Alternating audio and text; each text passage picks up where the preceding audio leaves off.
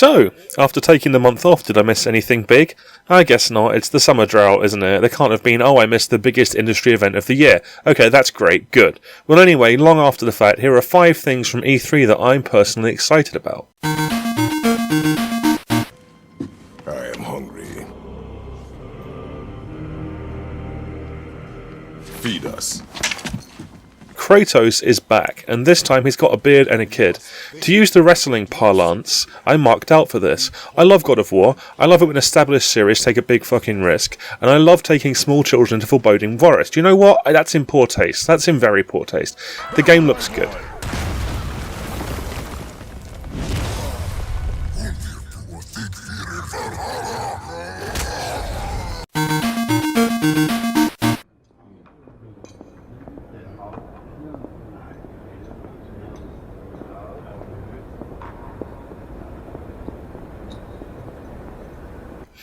I loved Limbo, probably more than it deserved, and by all accounts its follow-up, Inside, is superior on every level, and considered a piece of video game art, even though there is no such thing. I haven't picked it up yet because I'm saving up my Steam trading card money. I'm so close, come on! Here's a real high-class bout, and begin! Come out, for God's sake, come out. It's been, 8 years? Come out, just get released, come out! Make the game available for purchase.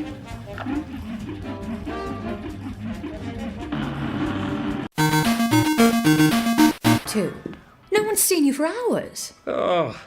Nose to the grindstone, you know. Then why haven't I heard a single whoosh through the door since 10 o'clock? Did you forget we're having Deirdre's birthday party? Oh. We've got a piñata. Right.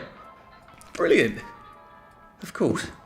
Have you forgotten your joy? Of course not. Snug as a bug on a drug. Well, come on then, finish up. The tense, atmospheric trailer for this, Peach, was my thing of the show, and I got inordinately excited by the Bioshock vibes it was giving me. I've since found out it's procedurally generated, which is, less exciting, but I still love the design and I think it looks like something I'll really dig. Well, I hate to say it, but that was it. There was nothing else at E3 that I really got that excited about, and I wish there was. I wish I was invested in the future of the games industry, but I'm not. There's nothing. There's nothing to look forward to.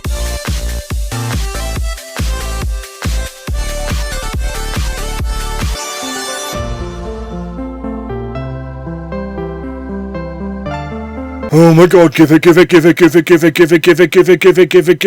Nintendo are doing a tiny NES. That's good, isn't it? Everyone's well excited. Well, almost. I'm too afraid that if I buy one I'd accidentally sit on it and it'd go fully up me. But I suppose I could just pull it out by the controller. But what if the pad's not plugged in? Then it's fucking lodged in there, isn't it? I'm stuck with a NES up my arse. That's not shifting without a fight. Christ, I hope it never comes out now. The NES is a release, not the theoretical NES up my arse. I do hope that comes out. So, has anyone played Heretic? Heretic is good because it's basically Doom, but for even bigger nerds because it's high fantasy.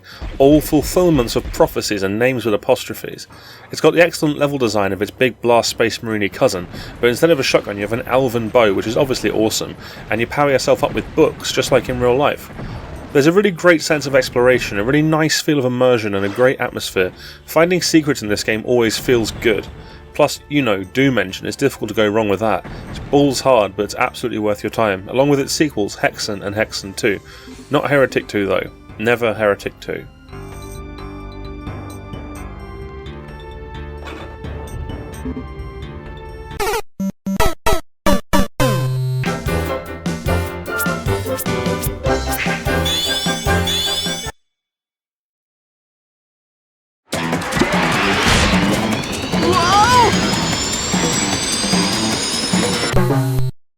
Goodness me, that mighty number 9 was a bit of a to-do, wasn't it? Quite the to-do indeed.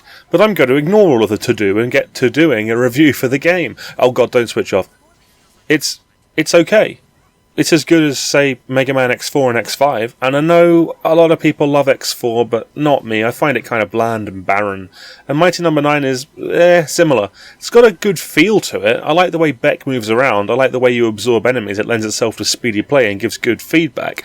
I thought the boss battles were really cool and challenging as well, if a little unfair in places, like Pyrogen's horrible instant kill attack. It's a good foundation for a sequel, which I now rather fear it won't get. I'd play it. It's definitely a solid experience, and maybe just slightly less good than Mega Man X8, which will mean to you what it means to you, I guess, because X8 is super divisive. It's not shitey number 9, it's not delighty number 9, it's alrighty number 9.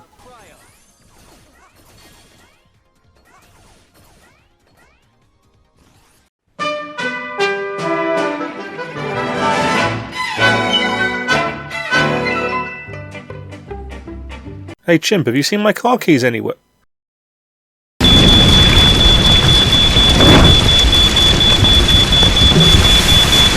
Fucking Chimp.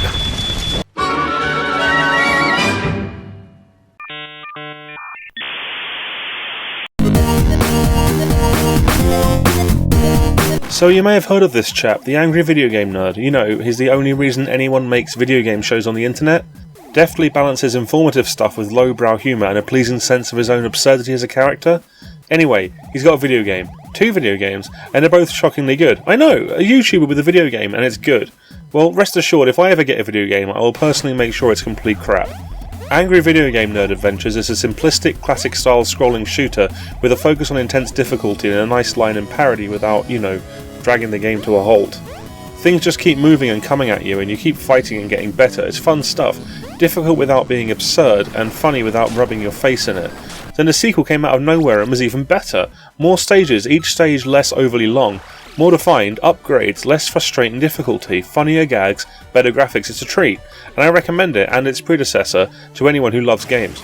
If I can fault the sequel, it's that they maybe go a little too heavy on the graphic filters and it can feel overbearing visually, but that's a nitpick. The games are superb and not enough people are talking about or playing them. Fix that please, Video World viewers. Shatterhand is an action game for the Nintendo NES, or NES, and it's pretty obscure. You probably haven't heard of it unless you saw it mentioned in Scott Pilgrim, in which case, this is you massive hipster. No, I'm just kidding, I actually really like Scott Pilgrim. Look, my copy is signed. Yours isn't, so fuck off. Boom! In the face! You know, sometimes you just know something's going to be good. You just know. Everything about the presentation of Shatterhand is shit hot. I mean, look at it. The colours pop, the backgrounds are awesome, the sprites are clear and basic while still being impressively intricate.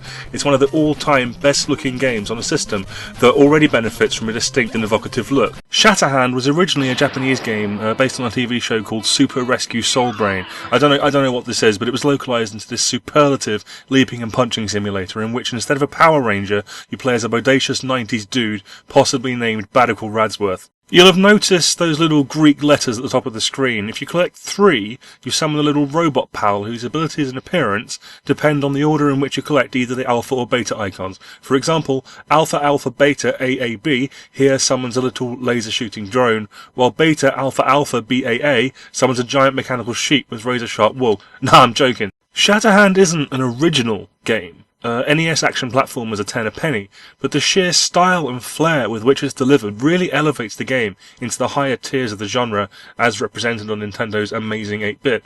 It's tough but fair, requiring careful thinking to tackle even the simplest seeming enemy, except for this guy, he's a piece of piss. The game cribs the stage selection gimmick from Mega Man, which is always welcome because it means that if you get stuck on a particular stage, and you probably will, you can go and bang your head against another one. Its design is linear, but it's compact and intricate in a satisfying way. It's an obstacle course, and one that encourages you to get just that little bit further. It's like, come on mate, girls are watching. Or boys, if you're a girl. Or girls, if you're a girl who likes girls, or the same for boys, or transgender, whatever. Look, I shouldn't have mentioned gender at all. I don't want to make it a thing. It's just a good game, okay? It's just good. It's just good.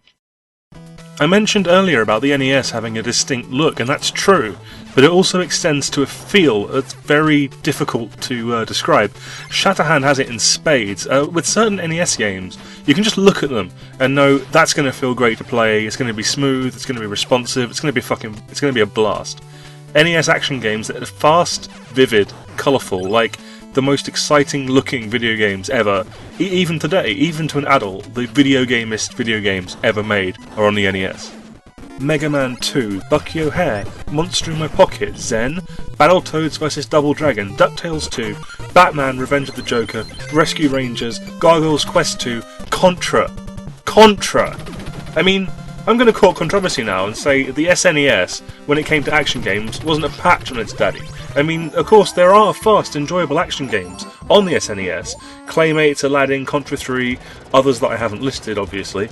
But it's a system that, to my mind, is most fondly remembered for its RPGs. And that's fine, but then what successor does the NES have? Where did all the fast-paced, loud, vivid action games go? Oh no, he didn't! This is not a console wars piece. I think both the Genesis and the SNES have their merits. They deserve their acclaim. But I think their strengths were distinct, and I think the NES ethos of fast, hard gaming migrated to the Genesis. Even the Genesis versions of multi-platform action games were often faster and superior. Chaos Engine, Earthworm Jim and Mickey Mania stand out. But fast and hard is what the NES did, and it's what the Genesis does. What the Super Nintendo can, but often doesn't. Now, I love both systems. There are no RPGs on Genesis that can hold a barge pole to the mass influx of excellent ones on SNES. Chrono Trigger, Final Fantasy VI, Terranigma, Secret of Evermore... No, I can't. But the Genesis has the NES's heart smack there in the middle of it. See?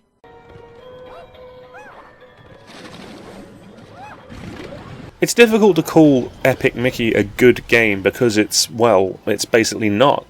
Performance is awful to the point that playing it can be actively nauseating. The whole game is effectively a pile of fetch quests, some of which are numbing in their repetition. The Wii remote controls are spotty at best, and frankly it's ugly as sin even for a Wii game. But it's still one of the most memorable games I've played so far this year, with its almost unbearably nostalgic atmosphere and locations I'll never forget, like Mickey Junk Mountain, an enormous, foreboding landfill of Mickey shit. And then there's that great part where you fight Pete, except it's Tron Pete out of literally nowhere. And sure, nobody cares about Tron, but it's still a pretty cool, unexpected moment of Disneyness.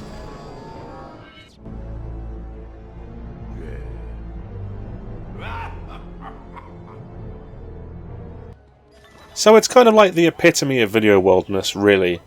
It's this not great game that people fall over themselves to shit on and dismiss like it's some kind of apathy race. Like, yeah, I hate this game, yeah, well I hate this game so much I cut my arm off and sent the developers the medical bill, and that's why Junction Point got shut down.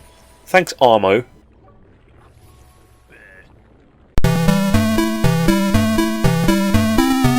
Hi, welcome to Postbox 360. Got quite a lot of letters about Video World 7's Looney Tunes feature.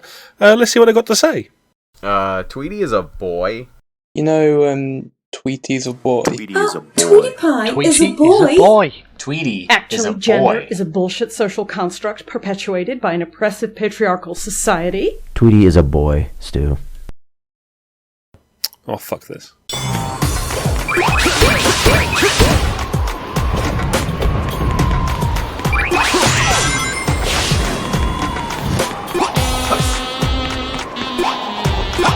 Did you catch that? Look again. Watch how the camera moves when I make that jump.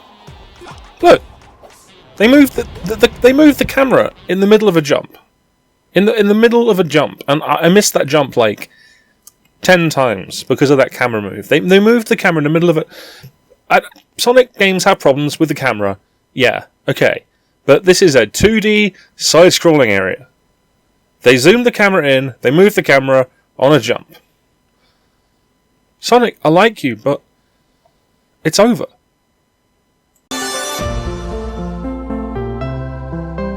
No, it's not. Thanks for watching episode 8. That's the end. Could have sworn I forgot to put something in. Was it? No. Well, maybe I... Oh shit, wait! Frog from Chrono Trigger is... Ah, fuck.